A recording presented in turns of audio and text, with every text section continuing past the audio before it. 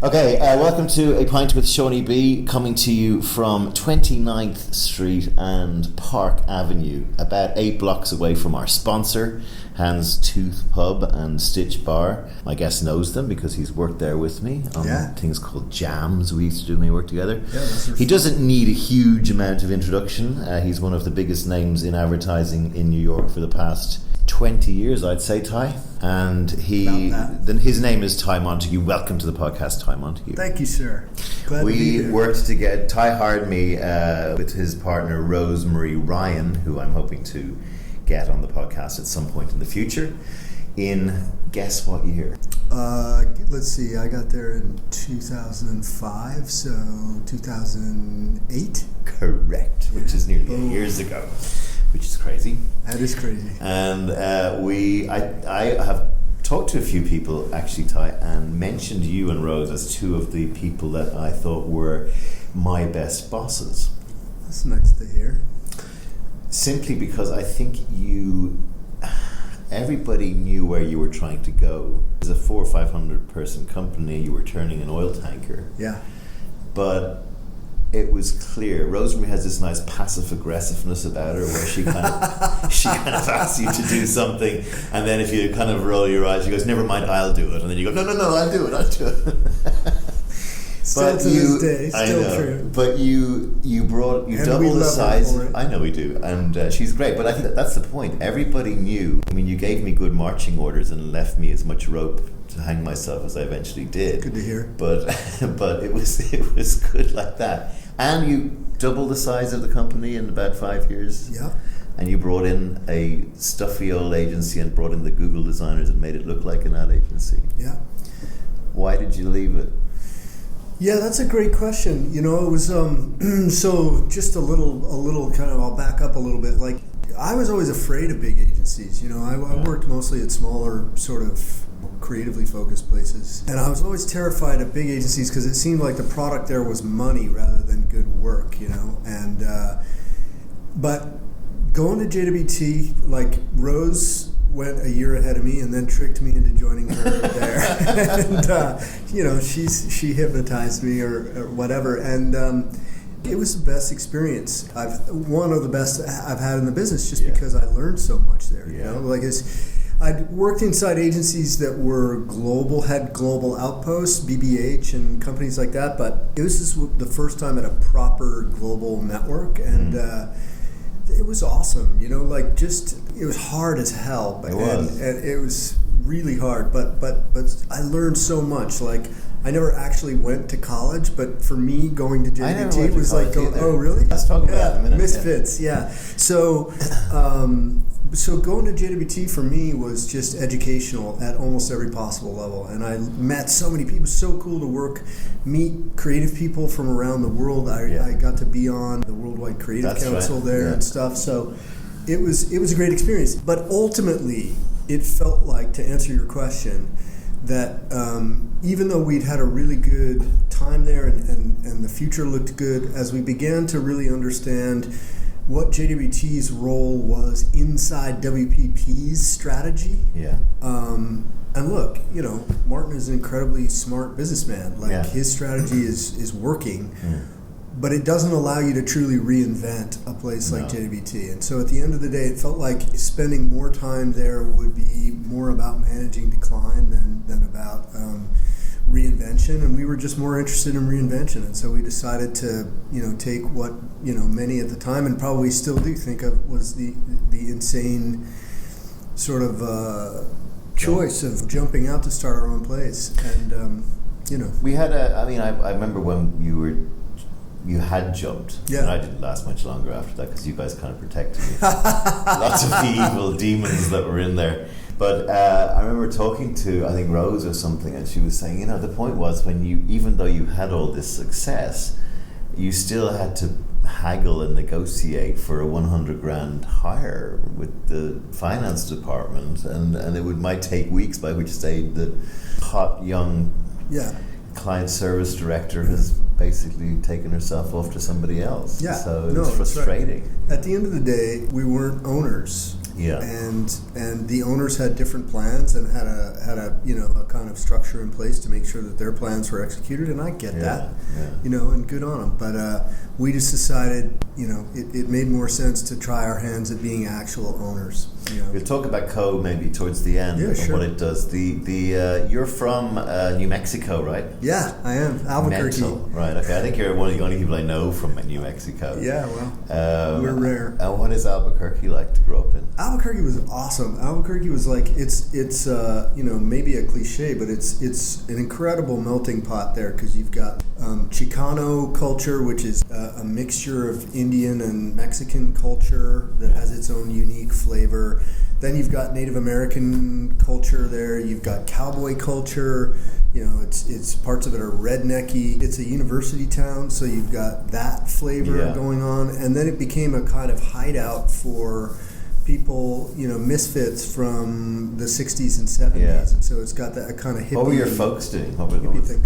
So my dad went there originally to get his PhD, and at UNM, which he got in, I think, American Studies. Right. And then he started teaching at UNM. Okay. So he was a professor at the college there. And I got all the way up to the middle of high school, and then he got a job teaching at Princeton, and so we moved east. Did you tell me you used to work as a mechanic? Yeah. When I moved back to Albuquerque, right. After I actually dropped out of high school in the 12th grade and moved back to Albuquerque. Yeah. And I found a guy who ran this crazy company where he worked on Italian cars during the week, and then on the weekends he ran rafting trips in a place called the Lower Box in northern New Mexico. And so I was a mechanic during the week on Italian cars, and then on the weekends I was a raft guy. Can you still fix a car? I couldn't fix a modern car. Right. Because they're all digital. But I thought now. you got that once you got into that. That's what you did. Have you got like a little old Mustang from the 50s at home? That I kind of ranch on? Yeah. I ought to, but I don't. I know. It's good stress relief. I know, it is. I never went to college either. And my old man was really smart. Like, he was like scholarshiping us the fuck up the ladder, and was fluent in whatever language. So I was useless. I was like, I like to say I was a straight C student in school. Yeah. I think I dropped out really to just make my dad mad. Well, my dad said to me, and hi Dad if you're listening, he said to me when I was like 18, I've paid the deposit for UCD, University College Dublin. And I said, whoa, I never agreed to go to college. No, you're going to college to do an arts degree, which is useless. Yeah. And I know if I started working in Ogilvy at 18. Did you? Yeah. So I was like, I've got 27 years experience. That's why I'm retired. But my old man, we kind of went nose to nose about it. Yeah. Because I was saying, you can't push me. I mean, that whole thing, until you're 18 years of age. Well, I'm 18. I'm 18. Yeah. So what did you do? So when I left, so you were back to New Mexico. Yeah. I got bored and then moved to New York and was tending bar here. And met somebody sitting across the bar from me. Said, "Hey, you'd be good in advertising." We got into a conversation. Brilliant. You'd be good in advertising. I know somebody at McCann Erickson. They introduced me to the head of personnel at McCann, and I got a job essentially in the mailroom at McCann. And why did he say that? What bar was it, first of all? It was I'm trying to remember the name of the bar. It was in the East Village. Is it still there? It is. Well, couple of the bars I worked at are still there. I worked at the Olive Tree Cafe and the Comedy Cellar right underneath it. Yeah. But it wasn't there. I can't remember the name of the bar. So did you see a lot of those comics coming through then? Is that how you know those? Totally. Yeah. That's not how I... He's a friend of Marc Maron's, and what's the other guy's name? Mike Judge. Mike Judge. Okay. Yeah, both of them. I was actually listening to a podcast, and Maron was talking about Ty, but I know Ty. Yeah, no, Maron and I went to grade school together. We were in the 5th grade, 4th grade together. And was he a grumpy fuck back then? Judge, same thing. He was. He was. God, no change. You kind of feel sorry for him. That's why I listened to his podcast, just to massage him a little bit. Sorry, Mark. But what was the Comedy Cellar like back then? Oh, it was great. I was in my... Was Bill Hicks there? Bill Hicks was there. Wow. Gilbert Gottfried was there.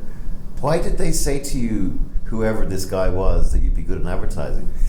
I don't know. I think I just got on a tear and told some good jokes or something. Okay. You know, he found me entertaining for some reason. I remember, did you know Danny Higgins? Friend of mine from Asia. I don't think I knew Danny. But Danny was a barrow boy from London. Yeah. His dad ran a vegetable stand, and then his dad died, and then Danny took over the vegetable stand. And he used to write funny, I've got melons like tits or something, you know, like little funny chalkboard things. Alan Parker's wife really said like, you'd be good in advertising, and there you went. There you go. You could do it then. I remember that happened to a couple of guys in Madison, Wisconsin, who ran a liquor store. Yeah. And they used to put posters in their windows that were really funny, and somebody got onto them. J&B Scotch, I think, got onto them and were like, "You guys are going to do our next campaign."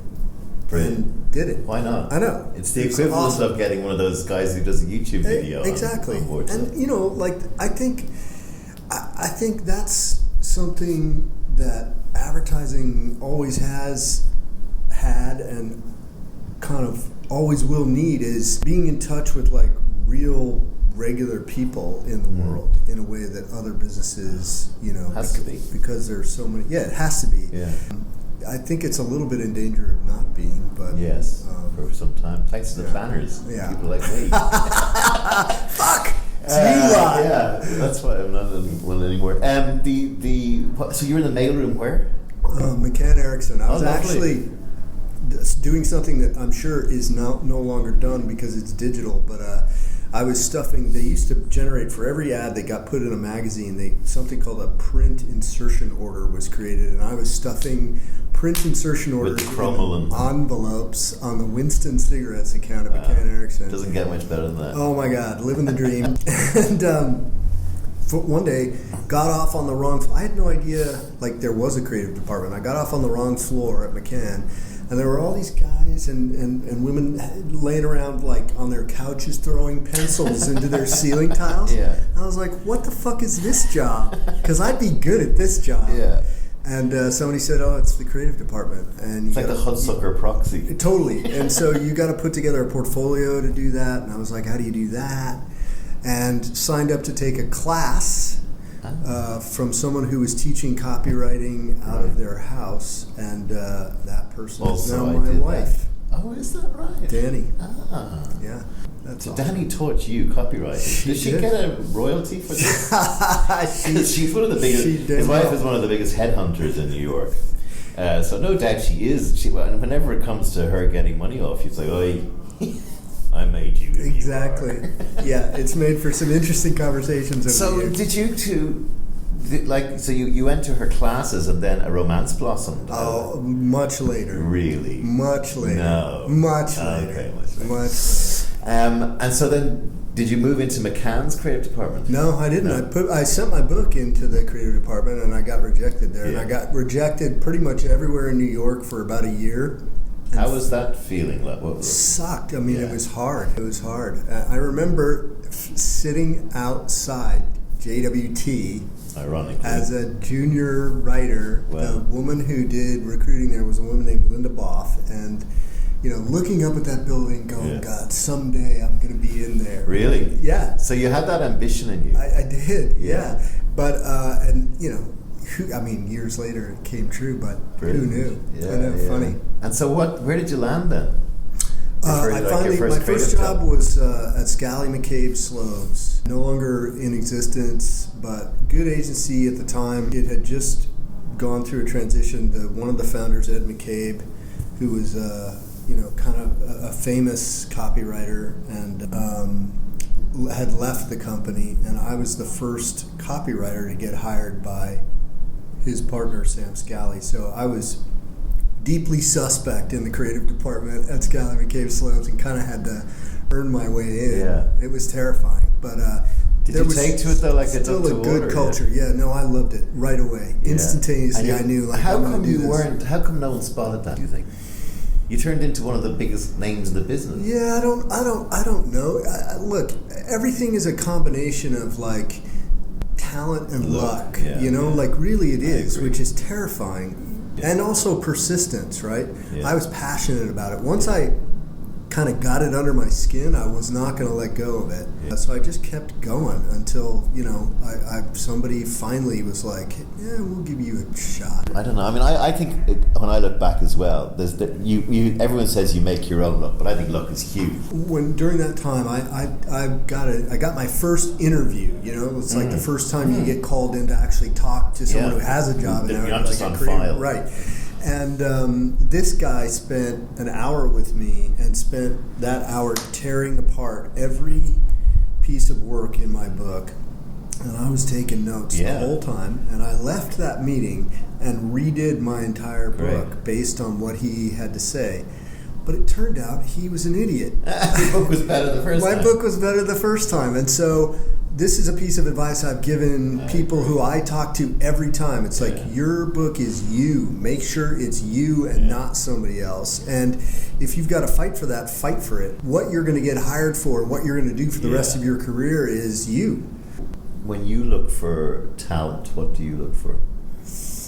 So when I was more in the advertising business, I was interested in the ad work vaguely. Like, I wanted to see that somebody had some, at least ideas. Whether they were executed well or not was not really all that interesting to me.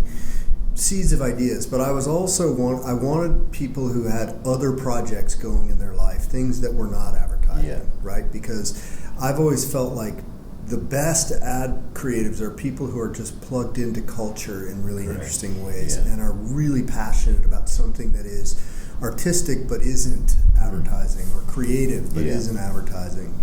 And so I always looked for those combination people.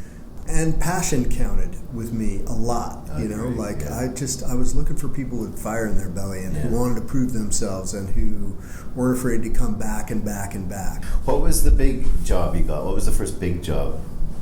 Scally, then I went to Shy Day from there. Then I went, Bill Hamilton and Rick Boyko went over to Ogilvy. I followed them, did that for about a year. Then I joined Goldsmith Jeffrey, which was a small startup at the time, which was Gary Goldsmith and Bob Jeffrey. Met them both, yeah. Yeah, obviously and worked there for them, which sort of ultimately led to the JWT job with Bob down the road. Then from Goldsmith Jeffrey, I went back to Chiat Day for a couple of years. And then from Chiat, I went back to Scally. And then John Hegarty called me up and made me an offer that was too good to refuse. Than I've had. I know. So then I helped the BBH start BBH New York. That was me and Cindy Gallup. He's a great guy, John. He is great. Yeah, really nice fella. And then Wyden and Kennedy for 4 or 5 years, and then JWT. So were you doing? What was the best thing you've done? Like your best ad? I guess that you like the most. The thing I did that I'm proudest of is something I don't think a lot of people will have even heard of. But it was at Wyden and Kennedy. ESPN was getting into the gaming business, and so there was a game called NFL 2K. ESPN was rebranding it as ESPN Football. It was back in 2003. That was the first, what the term now, the kind of trendy term of art, I think, is transmedia storytelling. I had been hanging out with the guys who had done the Blair Witch Project. I was learning. I was a student. They were masters at the idea of taking a story, smashing it into pieces, hiding it around the world. And culture. And fucking with culture. Yeah. And so we did this thing called Beta 7 about a beta tester who started having these terrible symptoms after beta testing this new game. The thing was, this game is too intense for human beings. So you're creating a disease. Yeah, we created a disease. A condition. And this guy decided he was going to take down the gaming company, and the gaming company was denying that there was a problem, and so we created this big.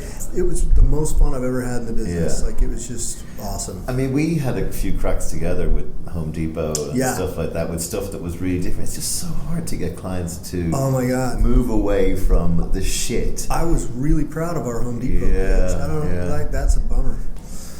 You're only as really good as the sort of guy you have with the checkbook, Well, I mean, I think ultimately that's what made me decide to try something different, was because it's really hard it's really hard to sell anything that isn't an ad from inside an ad agency. Yeah. You know what I mean? And those people don't go to JWT for that. That's right. They go to JWT for JWT-ness, exactly. Which is 200 people in a room where two would do, maybe. Right, exactly. So tell me what Co does different to ad agencies.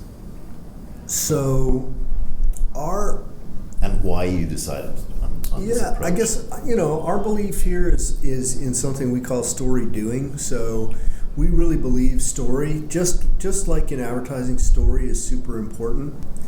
So we help really leadership teams align on a narrative that we call a quest. What is the higher purpose that you serve as a business? Yeah. I guess our belief is companies that serve a higher purpose in the world are going to do better than companies that don't, just because millennials really give a shit about that now. You know, there's evidence that millennials will take a cut in pay to work at a company that's doing something that they believe matters in the world. So figuring out what your quest is, getting your leadership team aligned around that, and then making that quest real in the customer experience using innovation. So creating experiences that they've never had before. And those experiences sometimes are products, sometimes they're services, sometimes they're business models. Yeah. What's a good example of one you've done that would illustrate it? Yeah, I'll give you an example that we did a little while back. Generally, that's the big difference also, is that it works better when you're working outside the marketing silo. Marketing can be involved, but you're working with the whole leadership team and the CEO. So we worked with a company called Shackley, which is a vitamins and supplements company, and helped them create and launch a new product, which is called 180. It's a weight loss product that allows you to, the idea is 180, turn your life around. 90 days to take weight off, 90 days to keep weight off, or learn the habits to keep weight off. And it's we help them develop the app, we help them develop the food products, we help them develop the website where it's all managed. We helped them do the packaging, naming, and then ultimately the launch. Right. It's that kind of comprehensive, holistic. Tell the story through every possible medium. Kind of. I came in to see you last year, and I was amazed at how big it's got. Because I had this feeling you were like 20, 30, like cool little small shop, but you got like we're about 80 people now. 80 people, it feels fuzzy. I mean, it feels like a thing. One of the things you're really keen on, I know, is culture and how whatever it is that you're making or doing or working on can impact on that. At a sort of macro level, what do you see, or how do you see your country going? We're in election Donald Trump time at the moment. Where do you see the country going? Oh, man. I don't like talking about politics. That just makes it don't mind talking about politics at all. It makes my head hurt. It's obviously just a crazy time. I've never seen anything like it. It looks to me like the Republican Party is in the middle of just an epic meltdown. I guess the question I was thinking was, I was toying with the idea that how responsible are we for the way the world is becoming this kind of mayhemic kind of place. How responsible are we as, not you and me literally, but the ad business, the capitalism, the kind of the drop in middle class in this country. Well, this is a topic that's near and dear to my heart. Right. I'm sure we're complicit, and I'm really passionate about trying to figure out how to kind of reinvent capitalism in a way, and reinterpret it in a way that's modern. And we've actually prototyped an idea to begin to do that, and are taking it out to talk with companies to see who wants to help us kind of pilot it. The idea is pretty simple. I can tell you about it just because I'm happy to share. I guess the root of it is capitalism fundamentally is about more, MORE, buy more stuff, consume more things, keeps the economy going. And when we talk about sustainability, we talk generally about less. And the story of less is just fundamentally uninspiring to people, because we've trained ourselves to think that more is better, less is dull. And a sustainable future in that through that lens looks gray and lifeless and kind of about less opportunity and less abundance. And that's a false choice. A sustainable future needs to be about more innovation, more abundance, longer time horizons, and a better way of living. And so we've created a thing that's called MORE, M-O-R, and it's a movement to create a sustainable future that is built around a business model. I guess our premise is until sustainability becomes a for-profit business, it's always going to be a hobby.